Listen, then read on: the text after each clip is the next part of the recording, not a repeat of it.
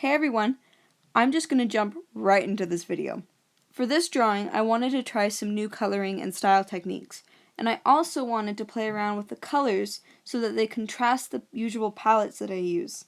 So that's what's with the crazy colors you're about to see, except for with Pinata, who, because he already has a pretty crazy color palette, we decided to do something a little bit duller in comparison.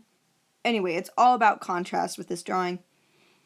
I also picked to do mostly lineless art because, I really like how it looks, and two, I did not realize how difficult it would be to get the background to play nice with all of the different colors that I used. So, that's a thing. For this drawing, I had the goal to try and mess around with the posing.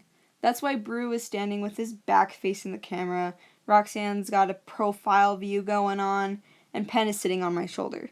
I find that if I don't check myself, I'll end up falling into a rut when it comes to what positions I draw various characters.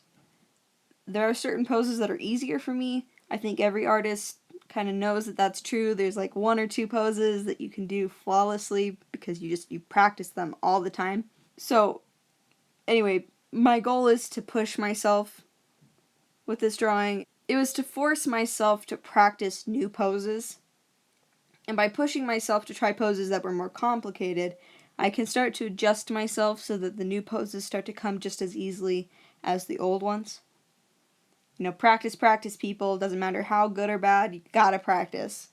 It was interesting trying to figure out how and where to put everyone. Pen and I were the most difficult, actually, because there were tons of little questions, like, where does my arm go? How does my hair lay? Do Pen's arms go around my head? Or do they go, on my shoulder, my back? Where does everything lay? Because we're much more, entwined than the rest.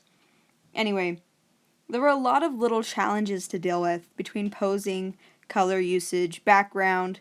This drawing did exactly what I intended for it to do. It definitely made me push myself more. Speaking of color, it was interesting because I gave myself, a palette for each of the characters. Sometimes it had 3 colors, sometimes it had more. Obviously looking at the colors that I have laid out there, you can see that. But what was interesting is trying to get and assign all of the different colors a place to be. And I found that for some of my characters, I had to have palettes that had more colors just because they themselves have palettes that have more colors. And then with others, like with Brew, he only needed 3 colors and we were good. Whereas with Pen, I needed quite a few more because he just has way more detail that I have to go into with him. But yeah, I would definitely suggest trying something like this, playing around with color and that kind of thing, because it ends up looking pretty cool, at least in my opinion.